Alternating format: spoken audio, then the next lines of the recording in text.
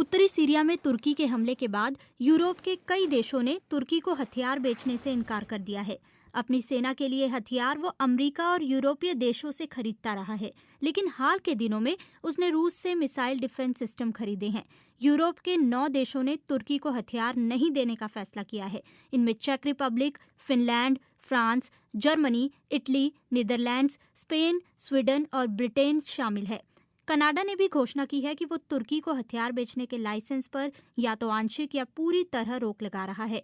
British विदेश मंत्री Dominic Rob ने कहा कि ब्रिटेन फिलहाल तुर्की को हथियार बेचना जारी रखेगा, लेकिन उन हथियारों के लिए निर्यात लाइसेंस जारी नहीं करेगा जिनका इस्तेमाल सीरिया में तुर्की की सेना कर सकती है। जर्मनी और स्पेन ने कहा कि केवल नए कॉन्ट्रैक्ट को लेकर प्रतिबंध लगाए गए हैं। आधिकारिक तौर पर यूरोपीय संघ ने समूचे यूरोप में तुर्की को हथियार बेचने पर रोक का समर्थन नहीं किया है। हालांकि तुर्की को हथियार बेचने को लेकर एक मजबूत निर्यात नीति अपनाने पर सहमति बनी है। डिफेंस विश्लेषक यवनी स्टेफानिया कहती हैं, हथियार नहीं बेचने का तुर्की के उत्तरी सीरिया में ऑपरेशन पर कोई खास फर्क नहीं होगा, लेकिन वो कहती हैं कि अगर ये प्रतिबंध सीरिया में इस्तेमाल किए जा रहे हथियारों से आगे बढ़ता है तो तुर्की की डिफेंस इंडस्ट्री पर व्यापक नकारात्मक असर पड़ सकता है। तो अब तुर्की को हथियार कहां से मिल रहे हैं? सैन्य ऑपरेशन के लिहाज से महत्वपूर्ण हथियारों की खरीद के मामले में 1991 से 2017 की अवधि के दौरान तुर्की का दुनिया में 5वां स्थान रहा है।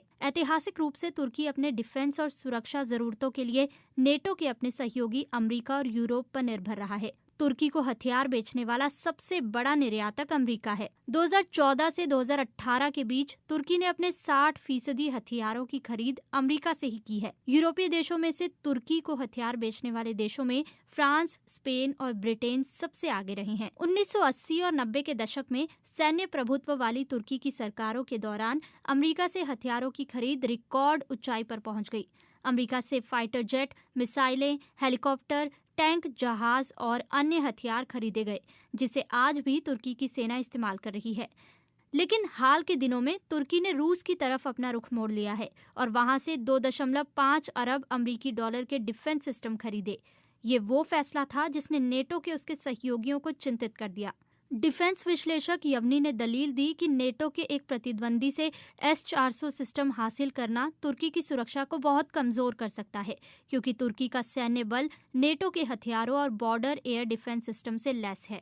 अमेरिका ने इसके जवाब में तुर्की को अपने S-35 युद्धक विमान नहीं बेचने का फैसला किया, जो फिलहाल दुनिया की सबसे नवीनतम लड़ाकू जेट फाइटर प्लेन में से एक है। अपनी भौगोलिक स्थिति की वजह से तुर्की में अमेरिका और नेटो के कई बेस हैं। इनमें पूर्वी तुर्की में स्थित early warning missile defence radar और नेटो के कमांड ऑपरेशन शामिल हैं।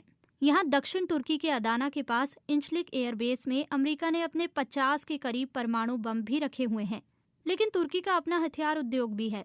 विदेशों से हथियारों की खरीद पर निर्भरता कम करने के उद्देश्य से तुर्की ने घरेलू हथियार उद्योग को विकसित किया है। तुर्की के विदेश मंत्री मेवलूत चावशोलू ने हाल ही में कहा था कि तुर्की अब अपने 70% से ज्यादा सैन्य उपकरणों का खुद उत्पादन करता है और हथियार का एक अहम निर्यातक भी है।